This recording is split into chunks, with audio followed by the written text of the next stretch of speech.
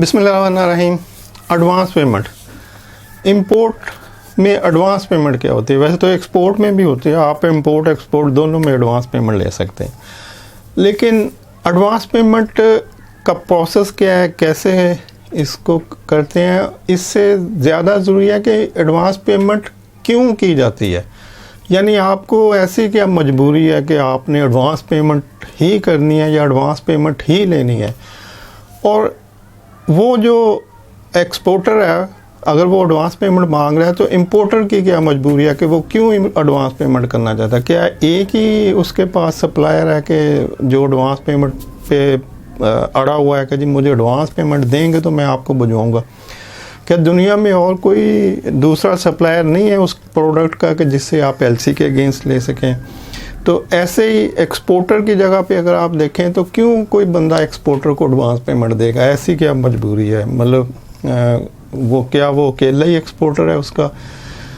तो number one तो reason देखें कि एडवांस पेमेंट, क्या एडवांस पेमेंट का कोई जस्टिफिकेशन है, कोई लॉजिक है? अगर है तो फिर आप उसको एडवांस पेमेंट कर दें।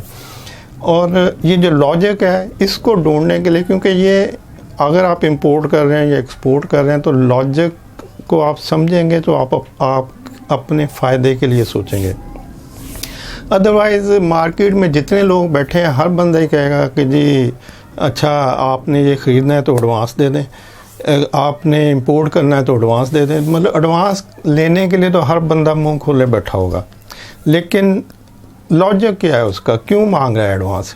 ठीक है, तो देखते हैं कि लॉजिक क्या होता है। लॉजिक इसका ये है कि जब भी मार्केट में किसी की मोनोपोली होगी तब वो एडवांस मांग सकता है आपसे। तो अगर आप ऐसी प्रोडक्ट ढूंढ रहे हैं जिसमें उस एक्सपोर्टर की मोनोपोली है तो फिर आप उसको आंखें बंद करके एडवांस पेमेंट दे दें।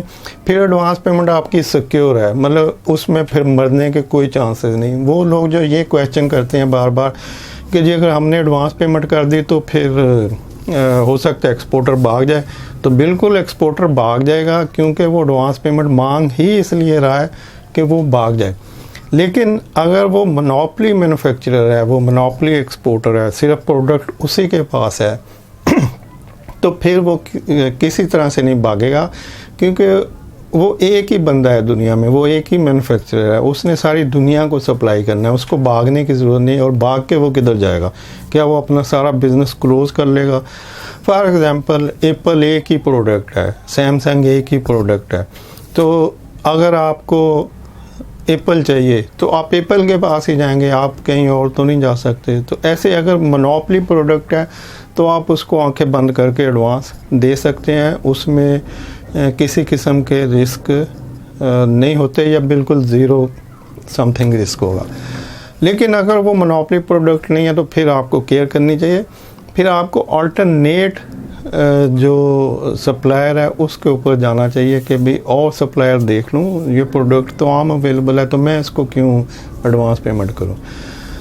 तो ये लॉजिक जब आप अंडरस्टैंड कर लेंगे तो वो लोग जो इंपोर्ट करना चाहते हैं इनिशियल स्टेज पे और उनका एक्सपोर्टर उनको फोर्स करता है कि जी एडवांस पेमेंट दें, तो वो कहेंगे भाई मैं एडवांस नहीं दे सकता, एलसी आपने लेनी है, एट साइट एलसी है, आप शिप करें और अपनी पेमेंट ले लें। और अगर आप नहीं करना चाहते तो वेल एंड गुड, मैं और मार्केट सोर्स कर लेता हूँ। तो फिर आप उसको जब इस तरह का थ्रेट देंगे तो कोई भी बंदा अपना बिज़नेस लूज़ नहीं करता, वो फिर एडवांस पेमेंट नहीं मांगेगा, वो कहेगा ठीक है आप एलसी दे दें। ऐसे ही बहुत सारे लोग 30% एडवांस, 50% एडवांस या कुछ अमाउंट पहले कहते हैं जी एडवांस दे दें।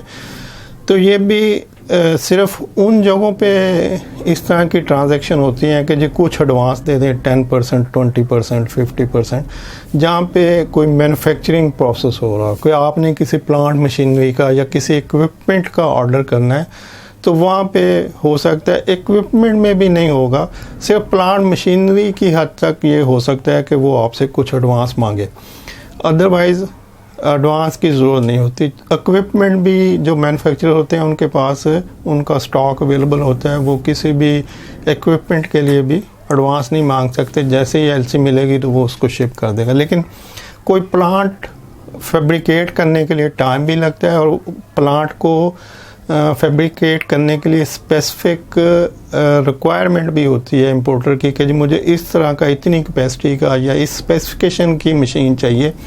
तो इसलिए फिर मैन्युफैक्चरर एडवांस मांग सकता है कि ठीक है आप कुछ अमाउंट मुझे दें ताकि मैं इसको आपकी रिक्वायरमेंट के मुताबिक बनाना शुरू करूं।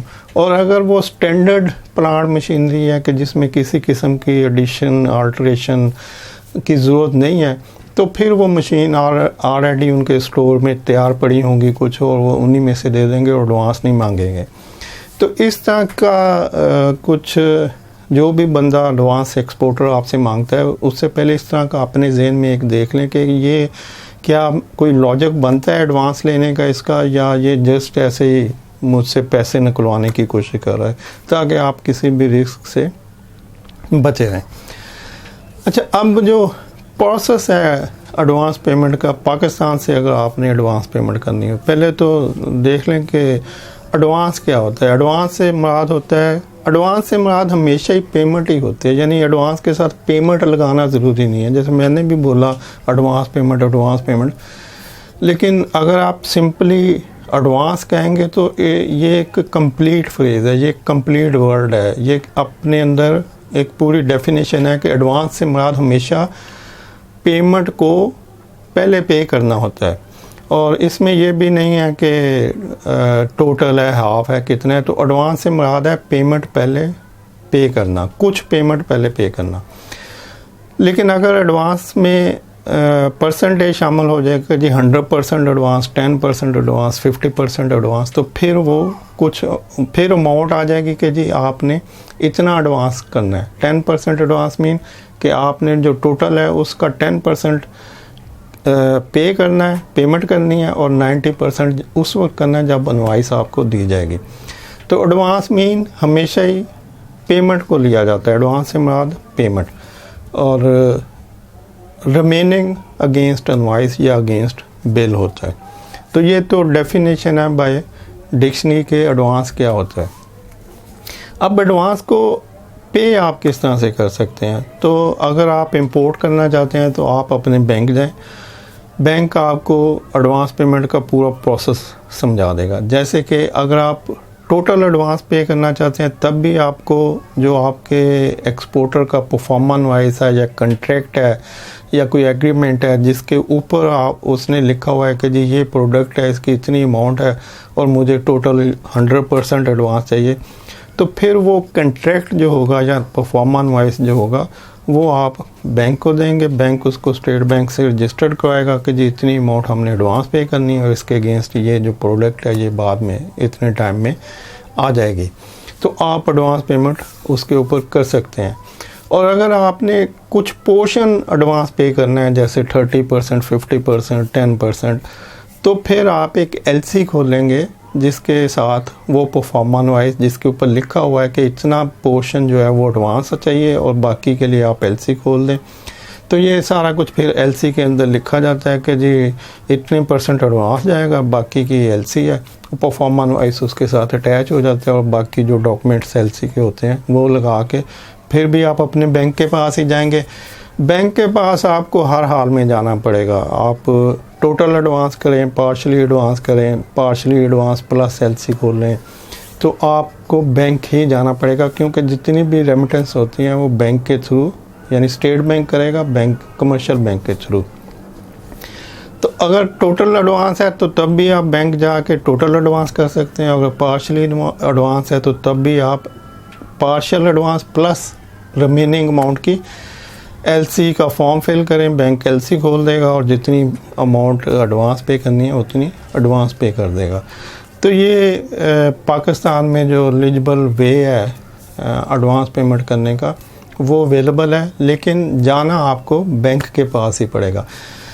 दरमियान में कुछ इलीगल प्रैक्टिसेस भी होती हैं। सम टाइम जो कस्टम डिपार्टमेंट्स होते हैं वो ये इस तरह की एविडेंस को चेक नहीं करते कि इसकी पेमेंट कैसे हुई, कहाँ से हुई, कि एलसी खुली या नहीं खुली। जैसे स्मॉल अमाउंट की जो शिपमेंट्स होती हैं $2-3 हज़ार, $5,000, $10,000, तो वो इन चीज़ों को नहीं, वो देखते हैं कि जी बिल ऑफ लेडिंग है, इनवॉइस है, इनवॉइस के ऊपर जो डिक्लेरेशन है उसकी यूनिट प्राइस है। बेसिकली कस्टम वालों ने असेस करना होता है कि जो चीज़ फिज़िकली पड़ी है और डॉक्यूमेंट्स में जो उसकी यूनिट प्राइस लिखी हुई है, क्या ये मैच करती है, क्या ये वो वैल्यू उतनी ही है, या कि ये कोई अंडर इनवॉइसिंग तो नहीं की जा रही कि प्रोडक्ट जो है 1 लाख की हो और उसको इनवॉइस के ऊपर 1000 यूनिट प्राइस लिखी हो। तो ये कस्टम वालों का पर्पज़ होता है कि जो भी इंपोर्ट हो रहा है वो प्रॉपरली टैक्सेबल हो, उसके ऊपर जो टैक्सेस एप्लीकेबल हैं उतने इंपोर्टर क्या पे कर रहा है या नहीं कर रहा है, तो उनका कंसर्न इससे ज़्यादा होता है। तो इस बात से उनका कंसर्न कम ही होता है कि इसके पीछे पेमेंट का क्या प्रोसेस हुआ है। तो कुछ इलीगल प्रैक्टिसेस में लोग मार्केट से हुंडी के ज़रिए, हवाले के ज़रिए या किसी और तरीके से ये जो मनी एक्सचेंजर बैठे होते हैं इनके थ्रू भी $2-4 हज़ार, $5,000 पे करके तो डॉक्यूमेंट्स उनको आ जाते हैं और वो कस्टम से क्लियरेंस भी हो जाती है। लेकिन आई डोंट नो कि अभी करंटली इस तरह की प्रैक्टिसेस चल रही हैं या नहीं चल रही। लेकिन आप जो प्रॉपर लीगल वे है वो यही है कि अपने बैंक जाएं और बैंक के थ्रू जो भी आपकी रिक्वायरमेंट है, आप एडवांस पेमेंट करना है, पार्शली एडवांस करना है, एलसी खोलनी है, कुछ भी करना है, इंपोर्ट हर किस्म की आपका बैंक अवेलेबल है, वहाँ जाएं और उसके थ्रू इसको प्रोसेस करवाएं। Hope for understand. Thank you. अल्लाह हाफिज़।